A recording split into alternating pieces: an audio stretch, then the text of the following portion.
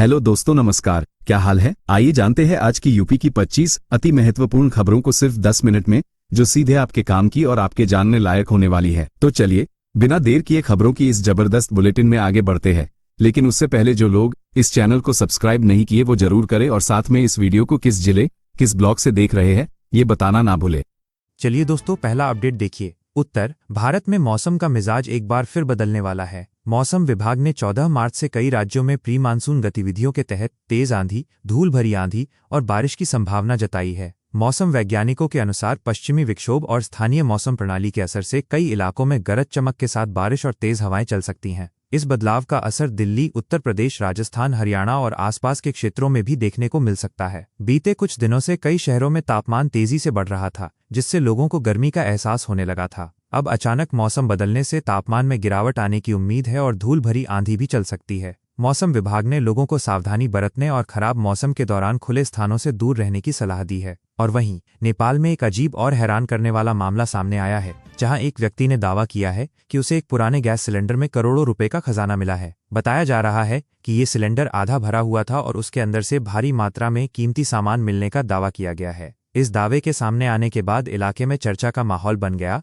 और स्थानीय लोगों में भी जिज्ञासा बढ़ गई। हालांकि इस कथित खजाने को लेकर अभी तक कोई आधिकारिक पुष्टि नहीं हुई है और मामले की जांच जारी है। ऐसे मामलों में अक्सर पुरानी कहानियां और लोक मान्यताएं भी सामने आती रहती हैं, जिससे लोगों की उत्सुकता और बढ़ जाती है। प्रशासन का कहना है कि जब तक जांच पूरी नहीं हो जाती, तब तक इस दावे को पूरी तरह सच मानना सही नहीं होगा। चलिए अगला अपडेट देखिए। देश की टेलीकॉम कंपनी वोडाफोन आइडिया में हिस्सेदारी खरीदने को लेकर कई बड़ी कंपनियां दिलचस्पी दिखा रही हैं। रिपोर्ट के मुताबिक कुछ घरेलू और अंतर्राष्ट्रीय निवेशक कंपनी में हिस्सेदारी खरीदने के लिए बातचीत कर रहे हैं। बताया जा रहा है कि सिंगापुर की एसटी टेलीमीडिया और भारत का जेएसडब्ल्यू समूह जैसे निवेशक संभावित सौदे पर विचार कर रहे हैं। कंपनी लंबे समय से आर्थिक दबाव का सामना कर रही है और कर्ज कम करने के लिए नई पूंजी जुटाने की कोशिश कर रही है। अगर ये निवेश होता है तो कंपनी को अपने नेटवर्क विस्तार और सेवाओं को मजबूत करने में मदद मिल सकती है। विशेषज्ञों का मानना है कि भारत के बढ़ते टेलीकॉम बाजार को देखते हुए निवेशकों की रुचि बढ़ रही है। और एक और बड़ा अपडेट, ईरान और अमेरिका के बीच बढ़ते तनाव के बीच देश में एलपीजी गैस सिलेंडर की जमाखोरी और कालाबाजारी को लेकर सरकार सतर्क हो गई है। कई जगहों पर अचानक गैस सिलेंडर की बुकिंग बढ़ने और स्टॉक जमा करने की खबरें सामने आई हैं। सरकारी एजेंसियां इस स्थिति पर लगातार नजर रख रही हैं,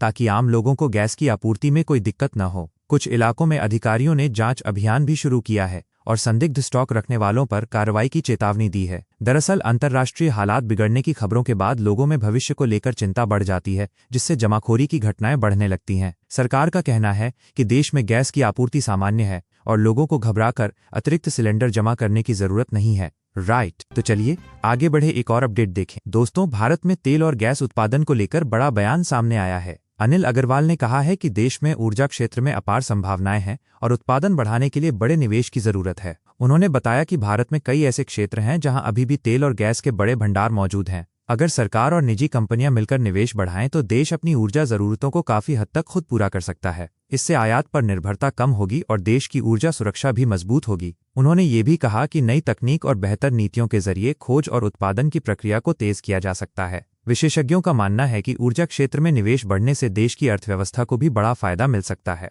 चलिए दोस्तों, अगला अपडेट देखिए। उत्तर प्रदेश के हाथरस जिले में अब राशन वितरण प्रणाली में बड़ा बदलाव लागू किया गया है, जहां सरकारी सस्ते गल्ले की दुकानों के जरिए लोगों को गेहूं के साथ फोर्टिफाइड चावल और मोटे अनाज भी दिए जा रहे हैं। जिला प्रशासन के मुताबिक नई व्यवस्था के तहत लाभार्थियों को पोषण से भरपूर अनाज उपलब्ध कराया जा रहा है, ताकि गरीब परिवारों की सेहत बेहतर हो सके। सरकार पिछले कुछ समय से कुपोषण को कम करने और लोगों के भोजन में पोषक तत्व बढ़ाने के लिए फोर्टिफाइड चावल योजना को लगातार बढ़ावा दे रही है। इसी के तहत अब राशन कार्ड धारकों को गेहूं के साथ पोषण युक्त चावल और बाजरा जैसे मोटे अनाज भी उपलब्ध कराए जा रहे हैं। प्रशासन का कहना है कि इससे गरीब और जरूरतमंद परिवारों को संतुलित भोजन मिल सकेगा और पोषण स्तर में सुधार होगा। अधिकारियों ने यह भी बताया कि पूरे जिले में इस नई व्यवस्था को चरणबद्ध तरीके से लागू किया जा रहा है। और वहीं देश की सर्वोच्च अदालत में एक याचिका को लेकर दिलचस्प टिप्पणी सामने आई है, जहां मुख्य न्यायाधीश ने सुनवाई के दौरान कहा कि क्या सुप्रीम कोर्ट पूरे देश को चलाएगा। दरअसल अदालत में ऐसी याचिकाएं दाखिल की गई थीं जिनमें कई प्रशासनिक और नीतिगत मामलों में सीधे अदालत से हस्तक्षेप की मांग की जा रही थी। सुनवाई के दौरान मुख्य न्यायाधीश ने टिप्पणी करते हुए कहा कि हर मसले को अदालत के सामने लाकर समाधान की उम्मीद करना उचित नहीं है।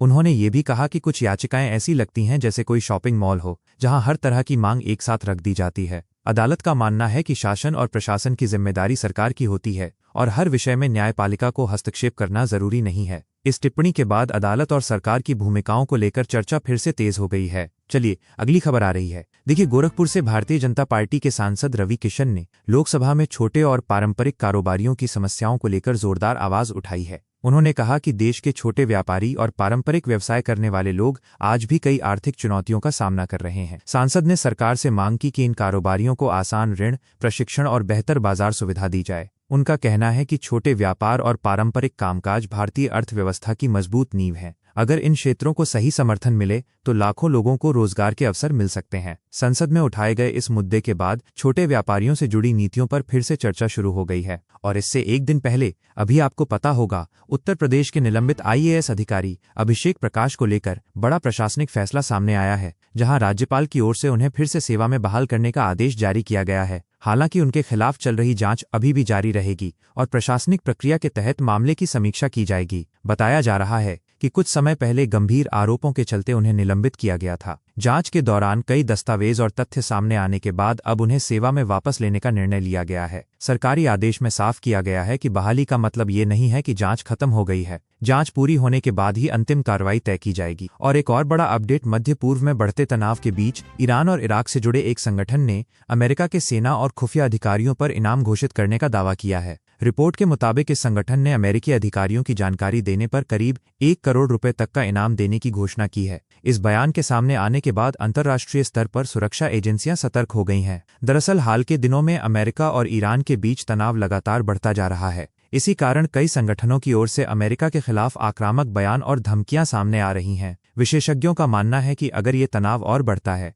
तो इसका असर वैश्विक राजनीति और सुरक्षा हालात पर भी पड़ सकता है। चलिए दोस्तों, अगला अपडेट देखिए। देश की प्रमुख एयरलाइन कंपनी इंडिगो ने हवाई यात्रा करने वाले यात्रियों के लिए बड़ा फैसला लिया है। कंपनी ने बढ़ती विमान ईंधन कीमतों के कारण टिकटों पर फ्यूल सरचार्ज लगाने की घोषणा की है। कंपनी के अनुसार हाल के दिनों में एविएशन टरबाइन फ्यूल की कीमतों में लगातार बढ़ोतरी हुई है, जिससे परिचालन खर्च काफी बढ़ गया है। इसी वजह से एयरलाइन ने तय किया है कि टिकट की कीमत में अतिरिक्त शुल्क जोड़ा जाएगा, जिससे बढ़ते खर्च को संतुलित किया जा सके। भारत में विमान ईंधन लंबे समय से एयरलाइंस के लिए सबसे बड़ा खर्च माना जाता है और कीमत बढ़ने पर कंपनियां किराया समायोजित करती रही हैं। कंपनी का कहना है कि ये शुल्क दूरी के हिसाब से अलग अलग हो सकता है और यात्रियों को टिकट बुक करते समय इसकी जानकारी मिल जाएगी। इस फैसले का असर आने वाले दिनों में हवाई यात्रा की कुल लागत पर पड़ सकता है। और वहीं देश के राष्ट्रीय राजमार्गों पर टोल भुगतान के लिए इस्तेमाल होने वाला फास्टैग अब थोड़ा महंगा होने जा रहा है। National highways authority of India ने घोषणा की है कि 1 अप्रैल से वार्षिक टोल पास की कीमत बढ़ाकर 3075 रुपये कर दी जाएगी। यह पास उन लोगों के लिए होता है जो एक ही टोल प्लाजा से नियमित रूप से गुजरते हैं और साल भर के लिए एकमुश्त भुगतान करते हैं। राष्ट्रीय राजमार्ग प्राधिकरण समय समय पर टोल शुल्क की समीक्षा करता है और महंगाई तथा सड़क रखरखाव की लागत के आधार पर इसमें बदलाव किया जाता है। नई दरें लागू होने के बाद नियमित यात्रा करने वाले वाहन चालकों को पहले की तुलना में कुछ अधिक राशि देनी होगी। हालांकि प्राधिकरण का कहना है कि इस व्यवस्था से टोल प्लाजा पर ट्रैफिक का दबाव कम होता है और यात्रियों को तेजी से गुजरने में सुविधा मिलती है। चलिए अगली खबर आ रही है। देखिए, उत्तर प्रदेश में प्रशासनिक स्तर पर एक बड़ा तबादला हुआ है, जहां बरेली मंडल के बदायूं जिले के वरिष्ठ पुलिस अधीक्षक ब्रिजेश कुमार सिंह का स्थानांतरण कर दिया गया है। सरकारी आदेश के अनुसार उन्हें नई जिम्मेदारी के साथ दूसरे जिले में तैनात किया गया है। राज्य सरकार समय समय पर प्रशासनिक और कानून व्यवस्था को बेहतर बनाने के लिए अधिकारियों के तबादले करती रहती है। इस तरह के निर्णय आमतौर पर कार्य व्यवस्था को संतुलित करने और प्रशासनिक जरूरतों को देखते हुए लिए जाते हैं। तबादले के बाद नए अधिकारी को जिले की कानून व्यवस्था संभालने की जिम्मेदारी दी जाएगी। स्थानीय प्रशासन का कहना है कि बदलाव के बाद भी सुरक्षा और व्यवस्था बनाए रखने की प्रक्रिया पहले की तरह जारी रहेगी। देखिए दोस्तों, एक तो राजस्थान के नागौर जिले में एक सरकारी स्कूल के प्रिंसिपल ने छात्राओं के लिए ऐसा काम किया है जिसकी हर जगह सराहना हो रही है। उन्होंने स्कूल की 3 छात्राओं का सपना पूरा करते हुए उन्हें हेलीकॉप्टर में उड़ान भरने का अवसर दिलाया। बताया जाता है कि छात्राएं लंबे समय से हेलीकॉप्टर में बैठने का सपना देख रही थीं और स्कूल प्रशासन ने इस इच्छा को सच कर दिया। इस पहल का उद्देश्य बच्चों में आत्मविश्वास बढ़ाना और उन्हें बड़े सपने देखने के लिए प्रेरित करना था। ग्रामीण इलाकों के सरकारी स्कूलों में पढ़ने वाले बच्चों को अक्सर ऐसे अनुभवों का मौका नहीं मिल पाता। इस अनोखी पहल के बाद छात्राओं और उनके परिवारों में खुशी का माहौल है और लोग इसे शिक्षा के साथ प्रेरणा का बेहतरीन उदाहरण बता रहे हैं। राइट, तो चलिए आगे बढ़े, एक और अपडेट देखें। दोस्तों, उत्तर प्रदेश के प्राथमिक विद्यालयों में अब बच्चों के प्रवेश को लेकर एक अहम राहत दी गई है। नई व्यवस्था के अनुसार अगर किसी बच्चे के पास आधार कार्ड या जन्म प्रमाण पत्र नहीं है, तब भी उसे स्कूल में दाखिला दिया जा सकेगा। ऐसी स्थिति में अभिभावकों को सिर्फ एक घोषणा पत्र देना होगा जिसमें बच्चे की जन्म तिथि और अन्य जानकारी लिखी होगी। सरकार का मानना है कि दस्तावेजों की कमी के कारण किसी भी बच्चे की पढ़ाई बाधित नहीं होनी चाहिए। ग्रामीण और गरीब परिवारों में कई बार जरूरी दस्तावेज समय पर नहीं बन पाते, जिससे बच्चों का प्रवेश रुक जाता है। अब इस फैसले से हजारों बच्चों को स्कूल में दाखिला मिलने का रास्ता आसान हो जाएगा और शिक्षा का अधिकार मजबूत होगा। खबरों में आगे बढ़ें इससे पहले देश में छोटे और पारंपरिक कारोबार से जुड़े लोगों के लिए एक अहम सुझाव सामने आया है। संसदीय स्थायी समिति ने सिफारिश की है कि पारंपरिक पेशों से जुड़े जाति आधारित नामों को हटाकर उन्हें काम के आधार पर नया नाम दिया जाए। समिति का कहना है कि मोची, धोबी या नाई जैसे जाति संकेत देने वाले शब्दों की जगह पेशे को दर्शाने वाले आधुनिक नाम इस्तेमाल किए जाएं। रिपोर्ट में यह भी कहा गया है कि इससे युवाओं में इन व्यवसायों को अपनाने की झिझक कम होगी और सामाजिक भेदभाव भी घटेगा। समिति ने छोटे कारोबारियों के लिए नैनो एंटरप्राइज नाम की नई श्रेणी बनाने का भी सुझाव दिया है। इसके लिए करीब 10 लाख रुपए तक के शुरुआती निवेश की सीमा तय करने की सिफारिश की गई है, ताकि छोटे उद्यमियों को सीधे सरकारी योजनाओं का लाभ मिल सके।